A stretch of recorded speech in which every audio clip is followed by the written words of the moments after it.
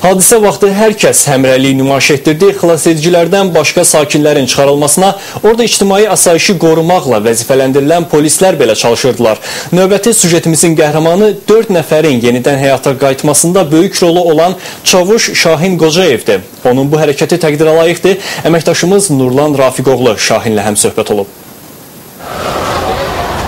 Binəqədi rayonu Azadlıq prospekti 200/36 ünvanda baş vermiş yanğın zamanı daxili işlər orqanlarının əməkdaşları da sakinlərin xilas olunmasında şücaət göstərib. Onlar Fövqəladə Hallar Nazirliyinin əməkdaşları ilə birgə əleyhqaz geyinərək öz həyatlarını riskə ataraq insanları yanğından xilas edib. Həmin polis əməkdaşlarından biri Çavuş Şahin Qocayev risk edərək yanğın zamanı binadan 4 nəfəri xilas edib. Lakin Şahin sonuncu şəxsi xilas edərkən huşunu itirib. Polis əməkdaşı dərhal təcili tibbi yardım maşını ilə Binəqədi rayonu Məlikov adına 6 saylı xəstəxanaya çatdırılıb. O, bugün səhər saatlarında Daxili İşlər Nazirliyinin hospitalına yerləşdirilib. Tüstüdən boğulma diaqnozu ilə hospitala qəbul edilən Şahinin vəziyyəti normaldır.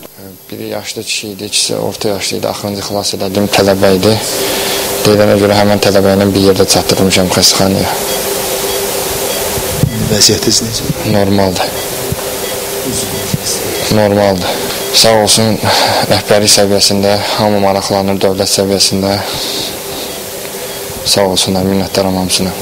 Hospitalın həkimlərinin dediyinə görə cəmi 2 gündən sonra Şahin artıq evə buraxılacaq. Xəstə Qocayev Şahin orta dərəcəli dəmqazlı zəhərlənmə nəticəsində xəstəxanamıza daxil olmuşdu.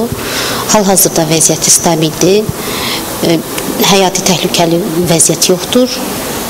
Müalicə davamlı olunur.